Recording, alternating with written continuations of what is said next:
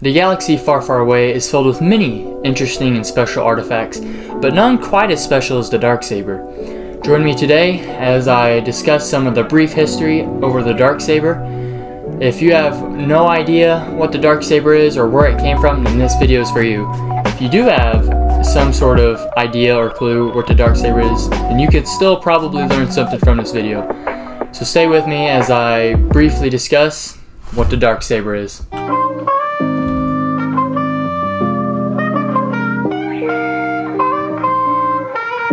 Before I begin, I'd just like to quickly say if you could please subscribe to my channel.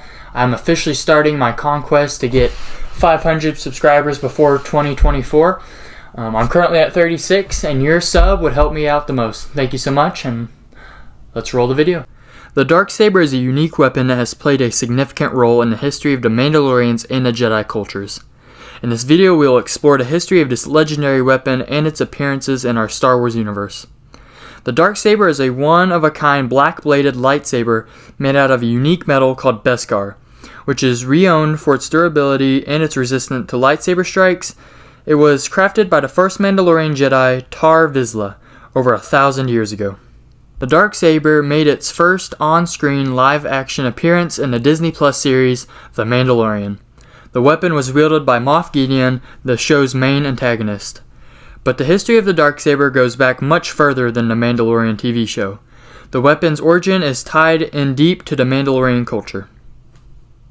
In the animated series Star Wars Rebels, we learn that the first Mandalorian Jedi, Tar Vizsla, created the Darksaber over 1,000 years ago.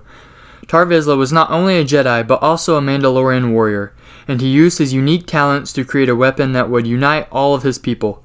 The Darksaber became a symbol of leadership among the Mandalorians.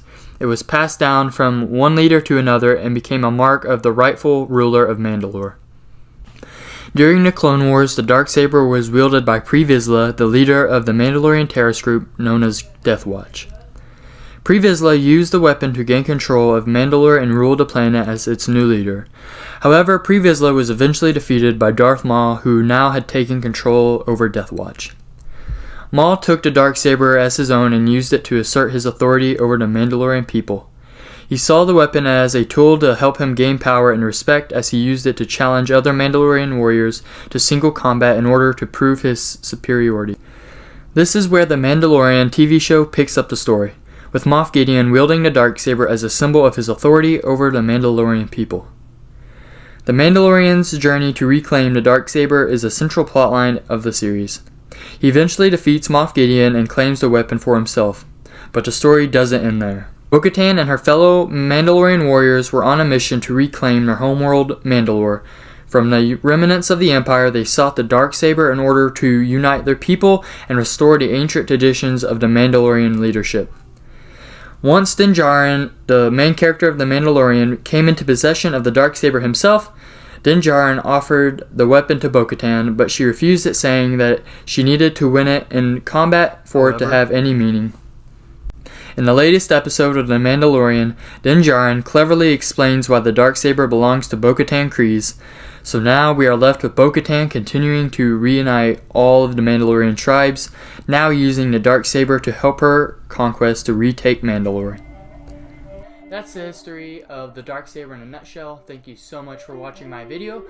I hope that we get to see way more of the Darksaber in upcoming Mandalorian episodes, and maybe even a Mythosaur. Once again, if you could please subscribe to my channel and help me reach 500 subscribers before 2024, that would be amazing. And may the Force be with you, and don't join the dark side, join the multitude. Join Multi-Multitude.